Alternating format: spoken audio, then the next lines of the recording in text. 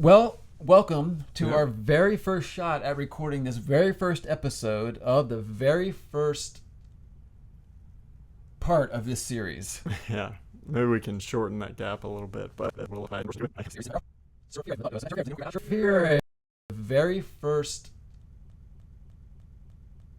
part of this series. Yeah. So I'm Austin. This is Steve. You probably know us, but we want to tell you about this new series and get started in it, actually. So, yeah. What's the goal of this series? Worldview is the overall topic. So, Whoa. Wait a minute, Austin. A worldview? yeah. So a worldview is basically a lens by which you see the world around you and interpret the things you experience and see. So it shapes and forms how you interpret everything. Okay, so like you're saying, a worldview affects what I think about politics. Yes. Does it affect what I think about morals? Yes. Like abortion or capital punishment? Yeah. Pretty much everything. Does it affect how I treat my parents? Oh yeah. My wife? Yes. It's that's pretty specific, but yes. Does it affect what hobbies I have? Yes, it actually does.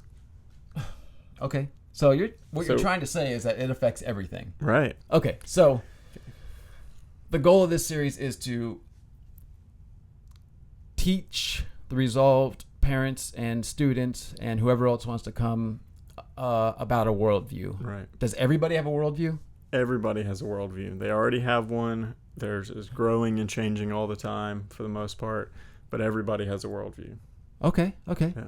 Everyone has a worldview. And so why do we need to worry about it if everyone has one?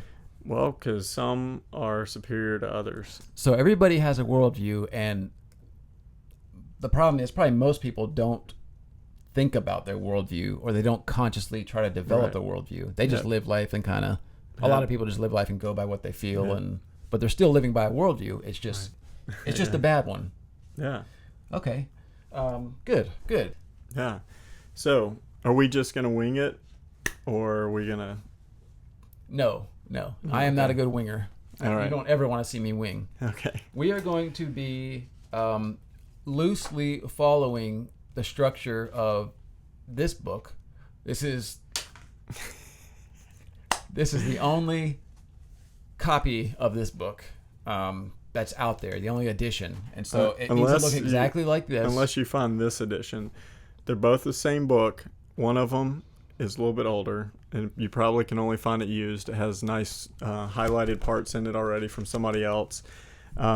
This is the retro 80s version, and this is the disappointing disco version, but it doesn't matter. They're the same on the inside. Kind of like me and you, Austin. I'm the disappointing disco version. You're the retro 80s version, but it doesn't matter. We're the same on the inside. So let's move on. This is a great book, Richard L. Pratt. Really good book. It's well written. It's to the point. It's great for teenagers. You've read more of it probably. So what do you think? Yeah, no, the beauty of it is that he takes these really profound and meaningful ideas and communicates them clearly and easily to folks like us who just don't want to read with a dictionary next to us. Yep. So we're going to be starting on the first chapter, which is a firm foundation. So what's a foundation, Steve? It is, let's just say, sub. Okay. Usually the part of a building. It's usually the part of a building or structure that's underground. Okay. We don't see. Okay. Terranean. Okay. I would say subterranean. Okay. But it is also the most important part of the structure, even though you don't see it, because it will bear all the weight, all the force and sheer power that this structure will encounter. It'll bear it all. Right. So your walls of your house are not just sitting on the ground. They're actually sitting on a foundation that's incredibly stronger than the walls are themselves. And so this first chapter is a firm foundation. We're not building a house together, but we are building a worldview together. Right. Yes. A firm foundation. Yep. There's even a great little... high quality art. Yeah, you can zoom that in digitally or something, yes, right? I can. Okay. I can. Yeah, so another word he uses pretty quick in the book is apologetics. Yes, so that's, apologetics. Yeah, you want to tell us what that is? Yeah, and I'm just going to go off the cuff here, okay? Okay. I'm just going to just first thing that comes to mind. Apologetics is where we very skillfully, and meaningfully and passionately apologize for our faith. We apologize for what we believe. That's obvious what apologetics means, Austin G. It's really disappointing. Okay. Well, Steve knows what the real answer is, and I'm sure some of you do too, but just for the record, what's apologetics? Apologetics is a biblical word. The most well-known use is 1 Peter 3:15, where Peter writes, "Sanctify Christ in your heart as holy, and be always ready or prepared to give an answer for a reason for the hope that is within you." That term, give an answer or give a defense or give a reason, is the Greek word apologia. Yeah. And it just means it's like a legal defense of why you're taking the position that you're taking. Right. So apologetics is being able to defend your faith. Right. To put it simply. Okay. So this foundation that we're going to build, what are we building it on? Let's start with that. We are building it on one thing and one thing alone: the Bible. Yep. Yes. Okay. Well, here's the deal. We're going to make this claim right now on this first episode, and we are going to spend the rest of the series proving that claim, apologiating that claim. Okay? Okay. So here's our claim: that the Bible is the literal Word of God, and that it is the ultimate authority on all matters, and not just for believers, but for everyone in the world, every person.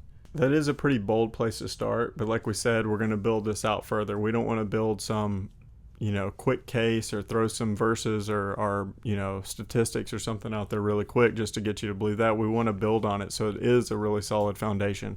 We're going to spend a lot of time putting meat on that to make you understand why we can start with that and why it's the truth. So yeah, that's our foundation. That's the foundation, the Bible as the Word of God. Okay, so we looked at what a worldview is. It's a lens through which you see the world, and it covers everything, right? Right. Everybody has a worldview. Everybody has. It's just a matter of how good or bad it is. Right. And ultimately, there's only one totally correct worldview. Right. We looked at what apologetics is, and it's not apologizing for your faith like some ridiculous people think. It is actually making an official and almost a legal defense for what you believe. Right. And that's what we're wanting to do with the scriptures. And as our firm foundation, we are using the Bible, and we're claiming unapologetically, different usage, unapologetically, that this Bible is the Word of God. Right. So that is the foundation of Christianity, and the Bible claims that for itself, but we're going to get into it more, like we said. Right. And don't get scared of apologetics, that thinking you're going to have to go in front of people and debate some atheist or professor or whatever. But apologetics is even good because you're going to have doubts in your own mind sometime that it really applies there first and foremost, that Right. you know why you think something, and you know whether other things can devalue or change what you already believe. You'll have a foundation that helps you understand what you believe and why. So apologetics isn't just to argue with other people. Right. It's also to persuade yourself and to be sure of what you believe and why you believe it. Yep. It's a defense for those times when you have doubts, or it's a defense for someone attacking your faith. I think that's a great place to start. I think there's lots to say there. You want to roll us on out of here, Austin? Yeah. Well, we want to talk to you more about this. We're going to meet on Saturday, June 6th. No, 4th. Sorry. Yeah, we want to talk more about this with you. So we're going to meet on June 4th at 6:30 in the Resolve Room, and we're going to have a great discussion about it. We'll have some time to talk, hear your thoughts, questions, everything like that. And then if you want more follow-up, Steve or I can be available to meet with you, your family, maybe friends, whatever, and we'll talk about it more, answer any questions, or help you figure out how it kind of applies to you. Sound good? Sounds good. Yep. Yeah. Also, more of these videos are going to be up each month we'll post new videos to help you get started on a new topic and help you finish it out, think up, cover other things. There'll be videos and maybe some other resources up on the website, which is retry.org, re-tri.org. And if you miss anything, you ever need to see where we are, you can go right there. We have a calendar of events. We have all these videos organized.